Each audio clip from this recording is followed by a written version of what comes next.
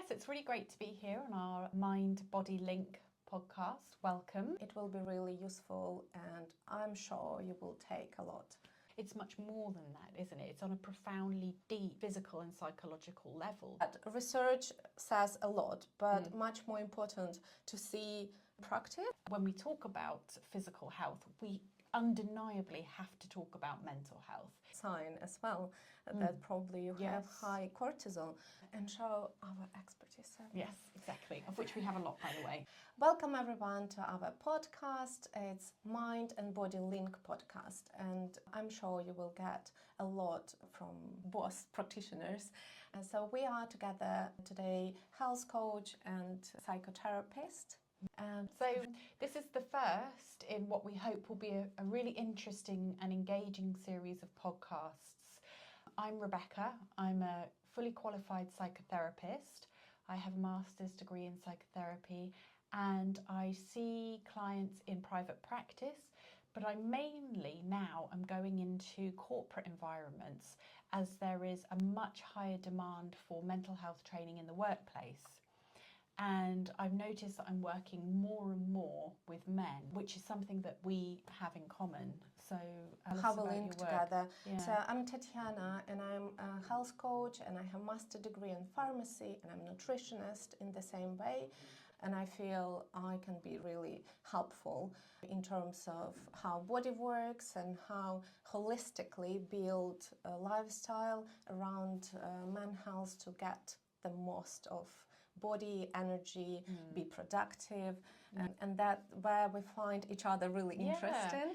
It was great to make a connection, Tetiana, because I was really impressed when I met you about all the experience that you have had and all your research that you've done that you really bring into your work when you're working with your clients one-to-one. And I think that's hugely valuable to have that clinical experience. And so when we first started to get to know each other, we realised that we were sort of both sides of the same coin.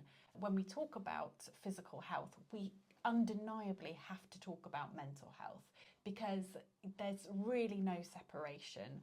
And what's been really fascinating is hearing about your experience with your clients, and it's been informing my practice as a psychotherapist because I'm learning more and more about the body and how emotional symptoms manifest physically. And the same with me. I can remember our first meeting. We just couldn't stop talking with each other. And it was like, oh, Rebecca, I have a question for you. Yeah. And when I work with clients and they feel in this way, what does it mean? What should I do?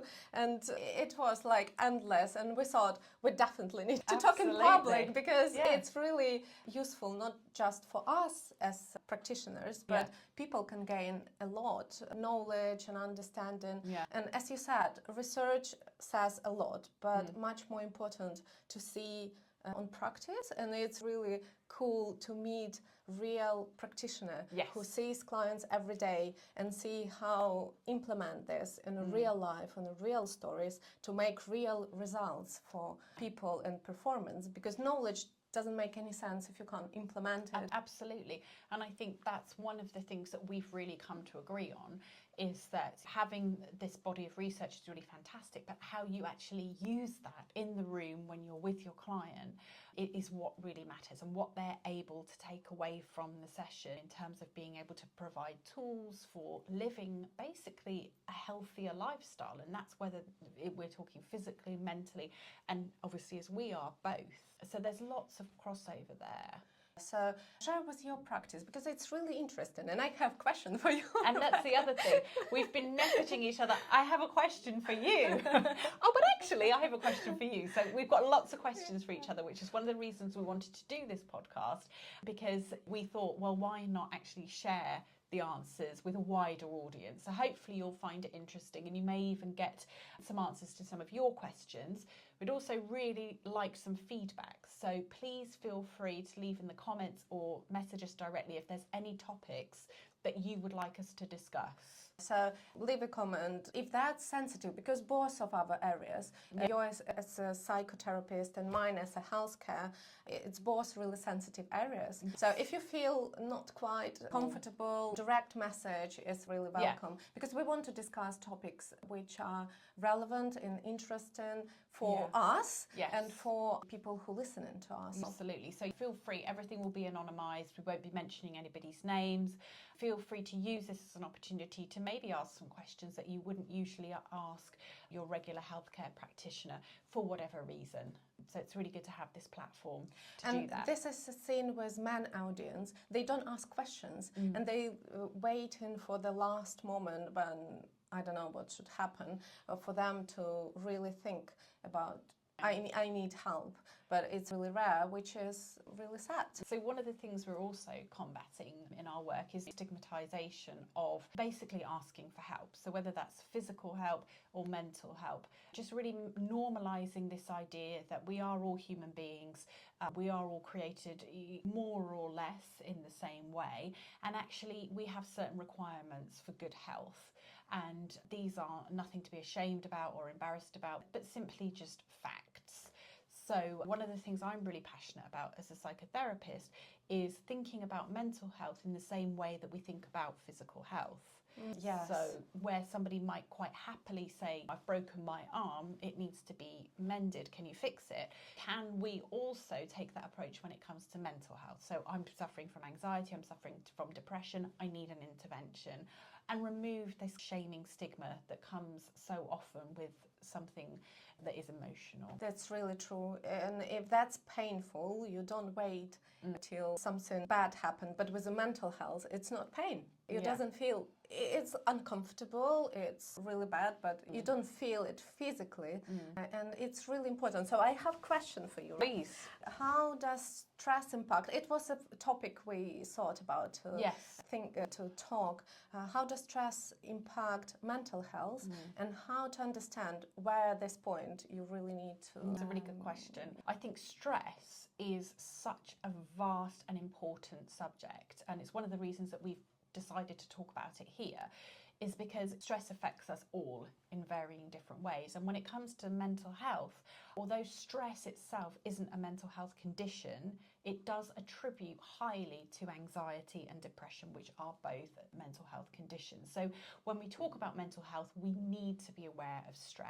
And some of the behaviours and some of the symptoms that we can look out for in ourselves and in each other are really important. And I would say what are they? The number one I would say is change in behaviour.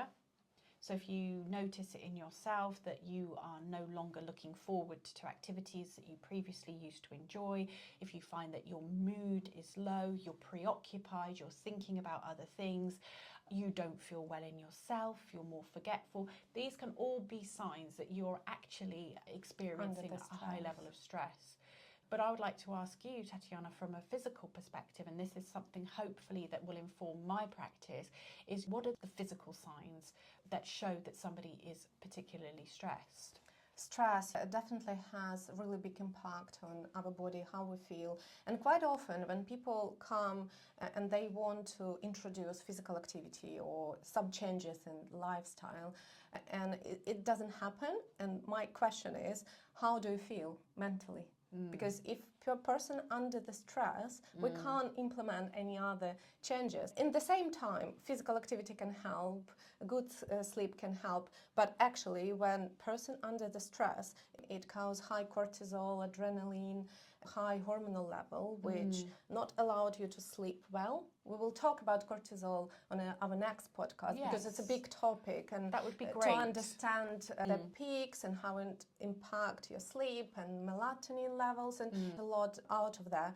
But to just give a general information, so cortisol really important, and from the one side it makes us active, from the other side it makes us really feel lack of sleep, a bit anxious, as you said. So do you find that if somebody's cortisol level is really high, then that will impact their ability to sleep?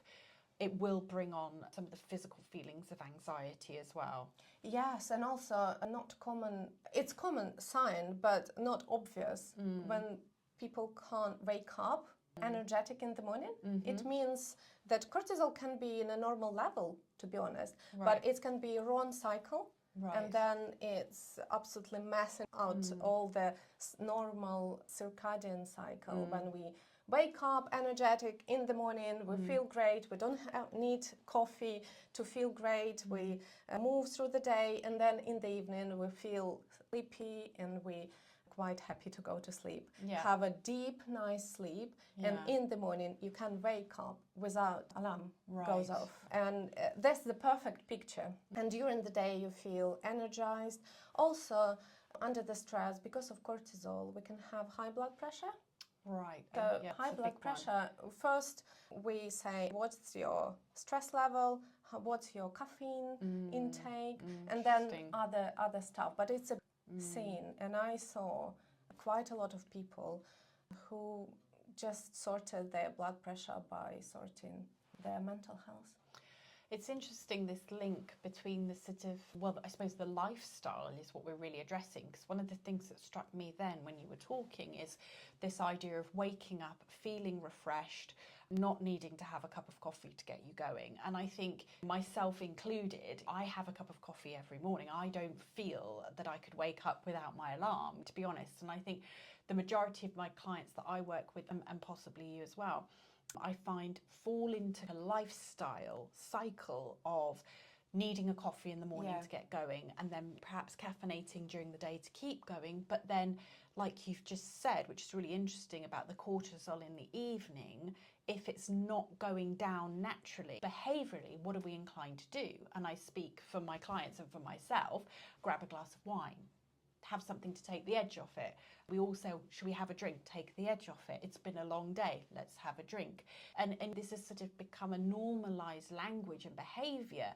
But actually, what we're doing is we're trying to regulate our cortisol levels inadvertently. It's not only cortisol, also vitamin D3 plays a role in our mood a lot. Oh, can you tell us more about that? 'Cause this is something I'm really interested in, is about the vitamins as well that play a part in mood. Because obviously if we don't have those things, if we're not fueling our body, we can't expect our mind to work as effectively as it could. Yes, so tell me more about that. We need to have a balanced diet with everything we need, because our brain needs fats, our body needs minerals, also needs vitamins, everything needed, and everything has a place. Quite often we think, oh, that's vitamins, minerals, but we don't really think that it's biochemistry. If you don't give magnesium enough, if you don't have enough magnesium, you can't cope with bad emotions. You become really overreacting. You can't hold yourself together to regulate, isn't it? Yes. Your emotions. Yeah. Absolutely. And vitamin D3 also, there are a lot of research which shows link between depression and vitamin D3. Why do you have this suggestion to your clients? I'm pretty sure that you have to go out to sunshine, have a walk on the fresh air, because it's oxygen, it's vitamin D3, it's produces in our skin. Sunshine. So that's easy steps we can do, but we quite often don't understand why. It's so important to say that, isn't it? The whys behind these things, because I think we all sort of know sometimes what we should be doing. And media nowadays is constantly bombarding us with adverts and information about how we should be living our lives. But I think what's really important to me and to my clients, and I suspect to your clients, is really understanding the whys behind these things and understanding the impact that it has, not just from a selling perspective. So, of course, every advert that's selling vitamins wants you to say you feel better, but actually it's much more than that, isn't it? It's on a profoundly deep physical and psychological level that we're really not giving ourselves the best chance unless we're starting with these basic things like fueling ourselves correctly and allowing ourselves to be out in the sunshine, or at least outside in the fresh air. And also not only vitamins, it's, to be honest, vitamins, forget about this, it's maybe not the last, but definitely fifth thing you need to think about. So start from basics are really important. Regular physical activity, just good system for your lifestyle, physical activity, your good diet, think good about yourself. Yeah, So positive. that's your part. Yeah. What do you suggest for people who are under the stress? Well, I think we all have an internal monologue, and that is effectively how we speak to ourselves. And very often it's how we speak to ourselves about ourselves. And this has a profound impact on the way we think. We all grow up having core beliefs, and these make a big part of our identity. Very often we have a voice of our parents from the past telling us we're that.